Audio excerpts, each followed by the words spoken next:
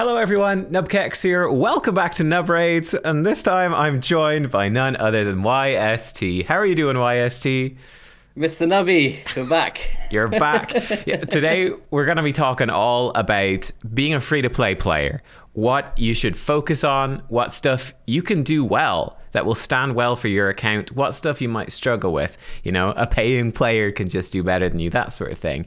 And you're bang in the middle. How is it going, actually, YST? You're bang in the middle of the Hell Hades challenge. Yes. How are the leaderboards looking? How's it feeling? Are you hard at the grind every day? I'm at this grind like my life depends on it right now.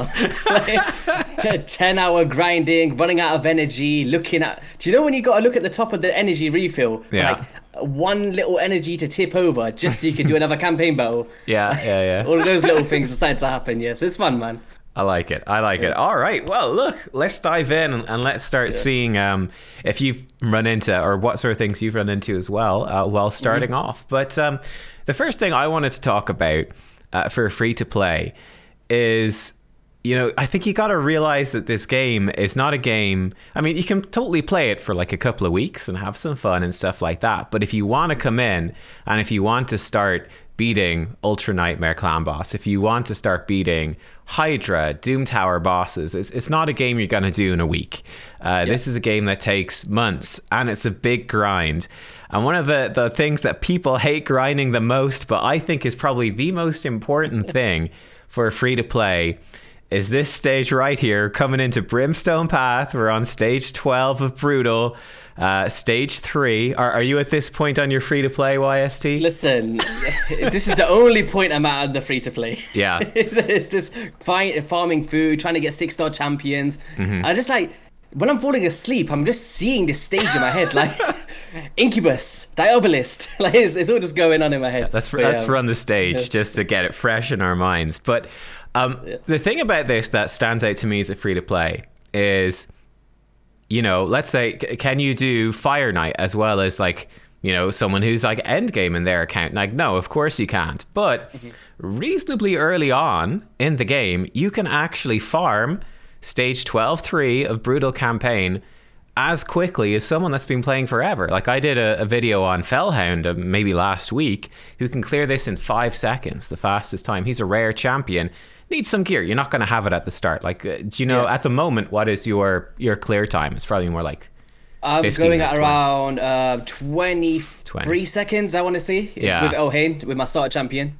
Yeah, and that obviously improves as you get more gear. So, you know, it's not something that starts off. It's also obviously at the start, it's really hard to farm the spider to get the amulets for your starter champion, right? Yeah. Like being able to get the crit damage and being able to get the speeds to outlap them multiple times and take extra turns. And those are the kind of things that come over time, right? But as long as you can do it, like, we haven't got crazy amounts of energy at being free to play anyway. So if it's a bit of a longer battle, then it is what it is, right? Yeah, exactly. But I think that for me it's free to play, you know, because I was free to play for a long time, and then I was low spender to spot the daily gem pack for a while too. I didn't spend much money, but it's like you just spend so much time in campaign.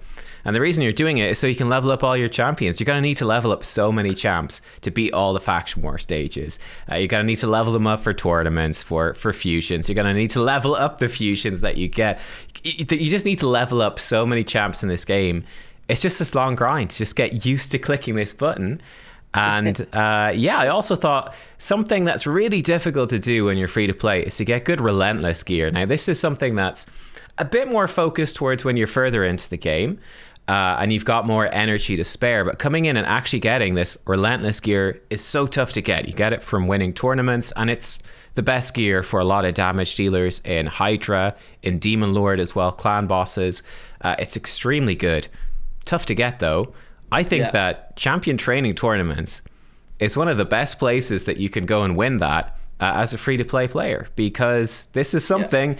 Like on your main account, do you like doing champion training, YST? No. Whenever it comes down to fusions, it tends to be the one that I always miss for the fusion events. Like when you get the extra points, and I'm like, can I miss champion training here a little bit? Because obviously, like, once you've kind of end game, you kind of got all of your champions maxed up, and you tend to not want to go in there with a bunch of food or waste thousands of brews, right? But even on a free to play, right? Yeah. One thing that I noticed was you get put into easier brackets, especially at the very start. So being able to get some of those top milestone rewards actually starts to become achievable. Like you might not get first or second place, but you can easily get like at least third place, like most of the time, if you put in the work. Like for me, I won one of the tournaments for like was it Ice Golem or Champion Training? It must have been Champion Training because that's all I'm doing. I did.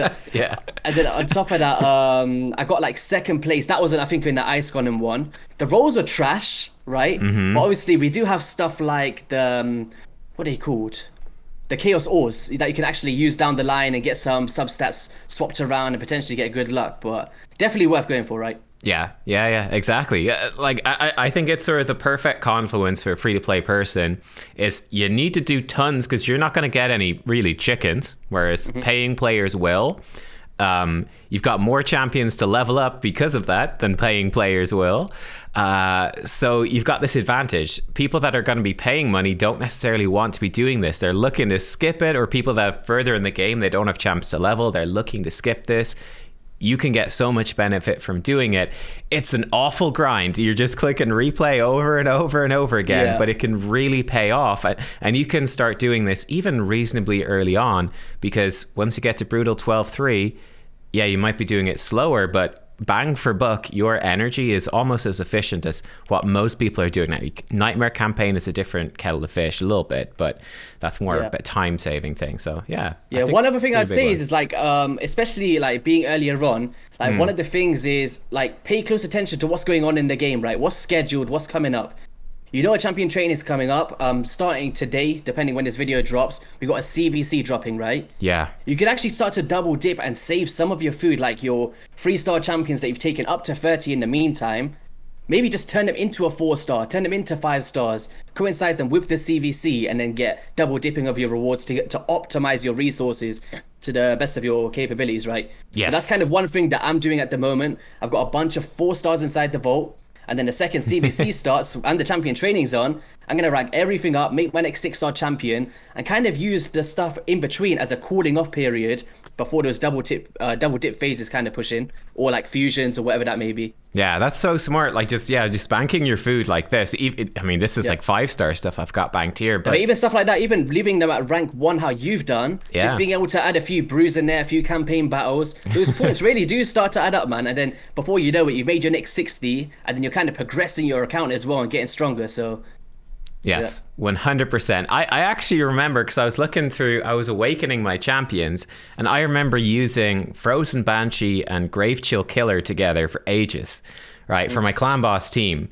But I was awakening Grave Chill the other day, and I remember I used her for like 2 or 3 months. She's only level 50, and I'm going like, oh my gosh, I was using this level 50 for months in my clan boss team, probably the most important area probably of the game, because you get shards and books from it, and I just had her at level 50, and it makes such a difference getting them up to 60. So it's huge. Even like the mastery value, being able to get that tier 6 War Master, instant millions to your clan boss damage, right? Like even on the free to play for me, it's like I'm doing 1 million one day, you make a 6-star champion, and then today I'm doing 3 million sort of thing. So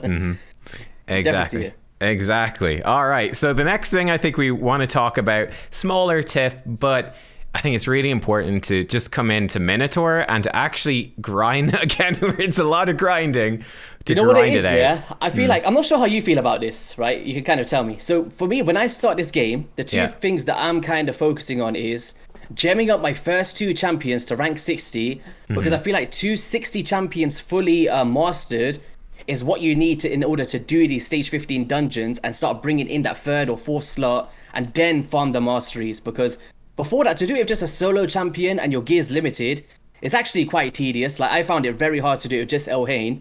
But then the second I brought in my second 60 champion that I actually spent gems on, now I'm like, ooh, now we can start reducing the cost of energy, which is around 600 gems to buy the energy to do the Minotaur, alongside the free ones you get every day. You can then rank up your champion. Let's just say you took them to rank 6. You can now farm those champions up whilst farming the scrolls at a lower cost ratio of the 800 gems, and you're getting silver at the same time as well. So that's all it's kind of based around, right? Double dipping, full efficiency, what's good, like those kind of things there. Yeah, I totally agree. Yeah, that's actually really interesting that you found the 2 champions. Yeah, because I guess when I started off, I'm thinking back to that. Like, we didn't have the cool login ones. We didn't have the cool promo codes. I remember my promo code. I can actually show you. I think I got. Do you know what it is? I'd say because like if you've got one champion, right? Like fully done up. You got Slasher. Yeah, he was the promo code. Now we get really good epics and stuff and legendaries. I got Slasher. Like I was saying, it's like the last thing that you want to do is waste resources, right? Yeah. It costs a lot of energy to do the Minotaur, and having those 70% win rates can actually be detrimental with multi-battles, in my opinion. 100%. I tried it out and I was like, bam, like I got some good runs and then I had some bad runs and I ended up wasting 100 energy, which I could have used to farm up some more champions. So then I thought, okay, I'm going to have this big cost of gems now for some more masteries. But for one, it stops the grind. And the way that the Minotaur works, for anyone that's not aware, is the scrolls will only go onto the champions that's already not maxed up. So let's just say you bring in 2 full mastery champions. If you bring in only 3 champions, so 1 on top, so if you just want to add 1 extra one there. Oh, so I was going to put it, but you'll see that the scrolls are always going to go onto so it'll only go onto the champion that doesn't have it, but then obviously you also get more XP the less champions that you bring in. So as you see here with Nub, because he's got, what's her name? Little Miss Annie in there. Yeah. So she'll actually get more XP because he's doing it with a solo farm, but obviously 9 times out of 10 it's hard to solo this. So bringing in that 3rd champion, they'll get nice XP whilst getting the scrolls. But then if you start bringing in the 4th or 5th champions, because for one, you might be finding it too hard with your 2 champs, or you're just trying to farm out multiples at the same time, you'll then see that it gets spread onto all of them, right? So one time it might go on this dude, might go on this chick, and it'll take a bit longer to do, but the end result will be the same, right? Yeah, it's very hard, I would say, to have a champ that can solo it. Like, you can see for me, it's really close. So how much XP did you get here? I forgot how much it was. 10,000. 10,000, yeah. Yeah. So do you want to do one more run there, just with like, I was going to say with multiple champions, so we can see the difference. I've got energy to spare. It's all good, man. He's rubbing it in. Don't do that if you're free to play. Let's put in free to play. Look away. Let's put in Vizix. Let's put in a Herndog, and let's put in Turvold. Some of my favorites. Some of those, the legendaries you're all looking at when you're free to play. You've got all these sitting around. It's funny because if I pull one of these champions on the free to play, I'll be flipping my chair, doing backflips. I love these champs. These are some of my faves. But they're game changing if you get them. But yeah, like again, what is your team actually? I'm curious. What is your team right now? You're 2 or 3 weeks, I guess, into free to play. Yes, so I'm 18 days into the free to play. So far I've got a rank 60 Elhain, a rank 60 Tarogi the Frog, both fully ascended and all that good stuff. I've got a Deacon Armstrong. I pulled a Pythion for my first Sacred Shard, which was pretty insane. We've got Anax, Rhonda, Jamasa, and marked Ugo, Soul Drinker, and Mordecai. Nice. That's kind of like my main ones that I pulled, and then alongside that I had a few extra ones like Infernal Baroness, Coffin Smasher, Corgan the Crown from the Lizardman was a pretty cool one. But it's weird because some of these champions like Hellborn Sprite and stuff like that actually have like uses to do the Stage 13 missions of like the potion keeps. Okay. Because she has like free turn heal reductions, free time hitters. Then those other champions of like block bust for the magic keep. I was like, I've never looked at these champions before, but now because of the free to play, I'm using these dudes. So let's see how much XP do we get. That's what I had to rerun it because I missed it. So 4,000. 4,000. So that's the kind of thing, guys. Like, it depends how quickly are you in a rush to do this champion up, or how many are you trying to farm at the same time. And I do believe it is 600 gems converted into energy. I can't remember the exact number, but I'm sure Nub will just edit in on screen. I think it's 640 gems, so you're saving like 160 gems versus 800 I would say XP and silver, something like that. And that's non-inclusive of your daily rewards, your active quests, your Doom Tower energy, and all the things that you get from the daily grind on top of that. If you're farming purely just Minotaur, you probably see a lot less return from that, right? But yeah. It's around that benchmark. I can tell you, they do like every year they do like a stats where they do a video for everyone individually that looks back at, your most farmed dungeons and stuff. And for me, for the first 2 years of playing the game, my number 1 dungeon by a factor of at least 10. I ran this dungeon 10 times more than any other dungeon. So this one right here is the Minotaur. Yeah. Shredding it over and over again. I would love Raid to actually implement a frenzy event for times 2 drops of scrolls. Oh, yes. I think that would be an amazing one. On top of that, we've never seen a Minotaur tournament, and I don't know why. Like, I understand, like, not everybody's in the same bracket. Maybe not everyone could do stage 15. But if I'm 18 days in, I believe that most people could potentially do it, right? Yeah. But it's just one of those ones where I feel like this is an efficient place to actually send players during a tournament, because you're farming up champion scrolls, right? And it's something else that's fresh in the game. So I would love those implementations of double scrolls or tournaments and events for Minotaur. Well, I'll say I feel like it's almost not worth farming any stage except for 15, just in terms of the return on your energy. That, like you said, you can buy the masteries for your first 2 like core champions with gems, and then by the time you've done that, you've got them to 60. You probably have a team that's able to take down 15. It might be a bit slow, but get you still able to do it. Are you up to 15 on yours? Yeah, I'm doing it around... Actually, I can tell you the exact time. Yeah. So 18 days in for the Minotaur's 15. This is using a full squad, though, so just bear that in mind, guys. Yeah, which is totally fine. I'm doing it in 2 minutes and 11 seconds. Yeah. So it's slower, but you can leave it running overnight. It's a sort of... I'd say Minotaur, for me, is like kind of the number one place I'm going when there isn't an event on, like a fusion. Once you're able to start doing the fusions, I'm like, okay, fusion is done. It's Minotaur grind time. Let's go. And then it's... But even me, even on my main account, I actually don't buy gems for champions. I don't do it. Because, like, by the time I farm up that one champion, because what I tend to do is, like I said before, I take them to 60, then I put them in the Minotaur, so I kind of do the bruise and stuff to 50. Yeah. Put them in, and then they're like rank 50 or something, and they just got like 10 more levels to go, and they got max scrolls, and I'm like, why wouldn't I want to do this? Instead of just farming campaign for that dude, let me just do the Minotaur, double dip, and then it's pretty quick, right? Like, it takes maybe a day or 2 here and there, but I just leave it on the multi-battles, and it's done. That's the way to do it. Yeah, that's the way to do it. All right, let's talk about, I think the next broad thing that I think is important for free to play and to get into that mindset as quickly as possible. I'm curious actually where you guys are going to start hitting fusions and the fragment events on your free to plays. Like, cause with this free to play series that's going on that Hell Hades is organized, it's some of the best and most experienced and smartest players in the game coming together. They're going to be doing this so efficiently. I'd say for a typical player, it's probably more like, 3 to 4 months for someone that's fairly consistently playing before you start dipping your toes into a fusion.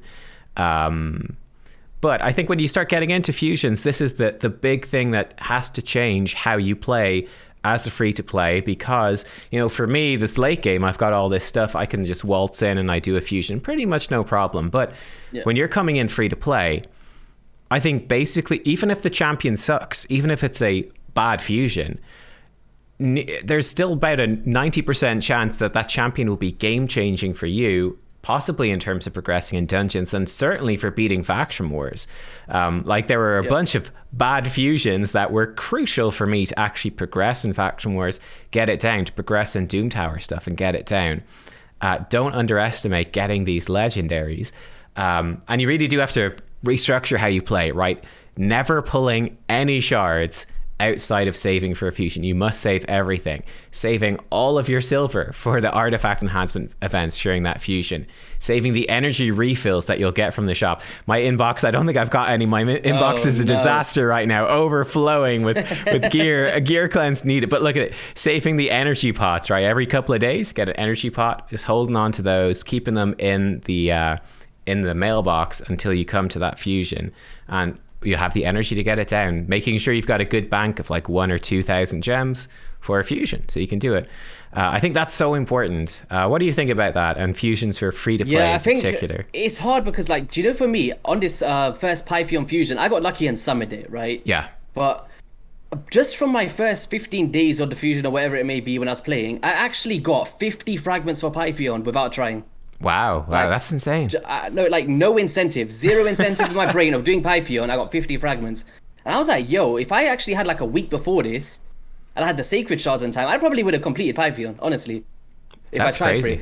But of course, like, what you're saying is right. Being able to save those shards, save those gems, save those silvers, the artifact accessory, grinding those artifacts up is so costly, right? It can cost you millions to do a single piece. Yeah. And basically just be efficient with your stuff, right? And then kind of plan accordingly, because the fusions do pop up a lot like a lot. We're probably expecting another one in the next 2 months, 2 weeks or something. Who knows? In the next 2 months, we'll have multiple in 2 months.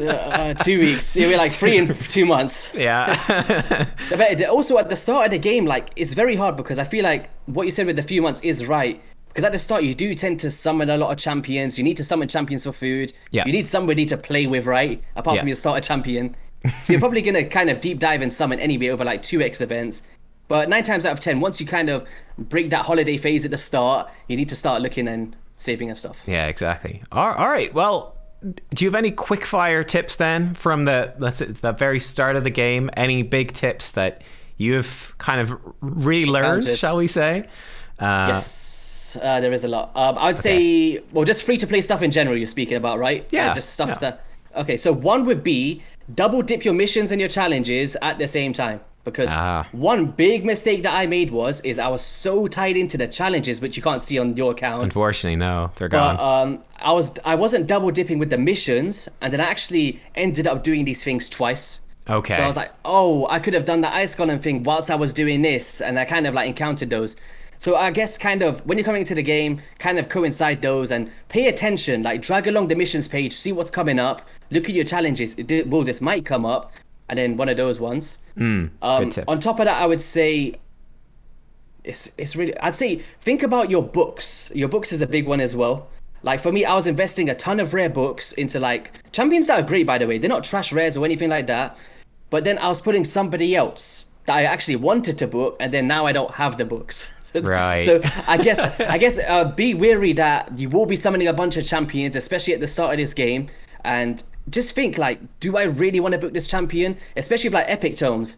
I put all of my books into Anax and Deacon, which is great by the way. But then when I pulled Tarogi, I was like, oh no, now I haven't got the ally protection on the free turn cooldown. I don't have the big chance to provoke. I don't have the extra chance for decreased attack. And I have to sit and grind for months and months to try and book up these champions. Yeah. So I mean, even just taking a quick glance here, you don't start dropping legendary books until Nightmare, right? Yeah, so I think you might get a few legendary books from challenges and missions and stuff at the start of the game.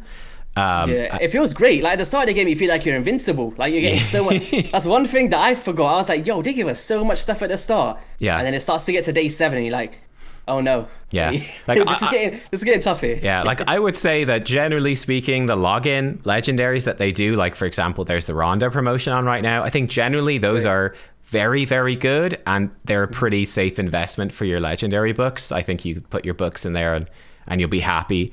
Alternatively, you could just wait until you get Still of the Drakes at 6 months in, which is really difficult to do, not to spend any legendary books for 6 months, presuming you don't pull a really good legendary. Or if you just want to, if you kind of got in your mindset of going for a fusion, just think maybe these legendary skill terms could be for a fusion in the next 2 months or so. Yep. So that would be cool. Another one I'd say is stay on top of your faction wars. That is like a 100% thing, because the forge materials, like when we first started, there was no forge. Yeah. I'm feeling the impact of that perception gear, like getting those accuracy stats, those speed stats. It's so good. Even the resilience, man. The resilience is huge. Being able to tank up HP and defense at the start of this game and roll these pieces is actually like, I can't wait to do faction wars to try and get some resources. And staying on top of like the Doom Tower, the clan boss for rewards every day. Also in the marketplace, one kind of tip that I was doing for farming up champions without having to summon was buying up every single mystery shard and buying up every single uncommon champion. Now it might get a bit costly, but I was like buying so many of these champions of uncommons, and I was ranking my champions like I was unlimited. So yeah, it's a good idea, especially the ones that are like Alfgar for 39,000. That's a good deal. Like Volpine's a bit more expensive. You can maybe skip a Volpine here or there. Yeah, because what I kind of look at is like to summon a mystery shard, it's going to cost you how much? 500. Nine times out of 10, you're going to hit that 10 button, and you're going to probably get like a couple in there. I'm just like, yo, like for the cost of maybe like a temple or something, you can get some. But I don't know. Yeah, 100%. Yeah, 100%. I mean, I just was checking there in Faction Wars, you can start getting the materials for potentially 6-star gear. You can start dropping legendary materials from stage 13, which is a really big deal. Like, so whatever faction you have your starter in or your login legendary in, by getting them to 60 and then getting any good champions, you pull up to 60, like you can start hitting this probably reasonably early, and that completely catapults your account And I would just say to hold on to the stuff, because you get rank charms and rarity charms and stuff. I would definitely be holding on to those for the perception gear mostly, maybe even resilience if you got lots, but waiting until you can forge that 5 to 6 star gear, because I tell you, 5 to 6 star perception gear is so good. It's a game changer. If you get like a 6 star legendary perception piece with good stats, it's just, it powers your champions up so much, it's nuts. So I definitely be saving that stuff for that. That's a tip I throw on. One final thing I was going to say is another main mistake that I made. Sorry, I'm just trying to getting carried away. It's good. It's good. No, I'd say one is, don't get sidetracked of what you're trying to do. Like one thing that I did was I was actually going into, let me just try push stage 13 of the dragon today. Let me try do the ice golem today. And I'm trying to but the thing is, when I'm doing these things so early doors, I'm actually losing battles and I'm wasting energy instead of being invested in getting that first 6 star champion to guarantee that I'm not going to die when I'm trying these things, right? Yeah. So I'd say, look at the missions, look at the challenges, grind your first 60, get another 60. And then once you feel like, you kind of feel it. Like I'm feeling it right now. Like, yo, I can actually start to progress here, sort of thing. And maybe push the limit a level and see where we can go. But I'd say, for me, I kind of stayed away from dungeons apart from the missions that they tell you to do until I knew I had at least champions to beat stage 13 of every single dungeon, which gives you the 6 star drops, right? Yes. Because you get tied up in because at the very start, what I did was I was in dragon stage 6, I believe. Because I actually fed my war priest, who's like the rare healer that they give me at the start of the game. And I had no healers and I had no lifesteal gear. So I couldn't get through campaign. So I was in dragon farming like 500 energy for a bit of lifesteal pieces. And I was like, this is stuff that I could have used to get to 12-3 quicker and stuff. So I guess just be wary of missions and plan accordingly. Yeah. And that's it. I'm cutting my tongue now. I'm done. No, it's a great, it's a really good tip. That was what I did, was mostly, I didn't really step foot inside the dungeons outside of when the missions or the challenges were telling me I need to go and do them.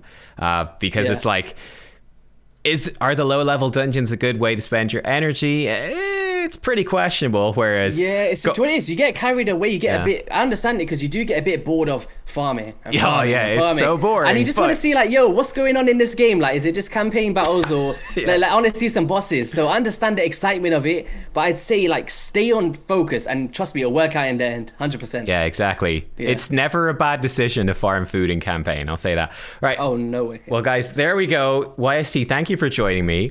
Again, just did you have another movie? How long was this? Almost 30 minutes. Yeah, I was trying. Yes, I was trying to do 5 hours today.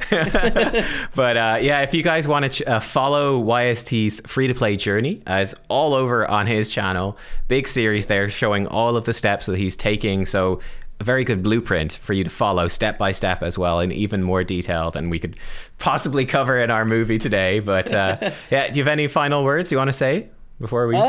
No, just keep crushing it. Appreciate you having me on. It's always a blast coming over. Don't be a stranger. We like the collabs over here, and keep it up, man. Look forward to the next time. Excellent. Yes, we're going to jump over now to YST's channel, where we're going to record a collab there as well. I actually don't know the topic yet. It's a mystery. I'm looking forward to it. It is a mystery. It's a mystery shot, guys. So we'll see you guys over there for that video as well. Thanks for watching, everyone. Bye bye.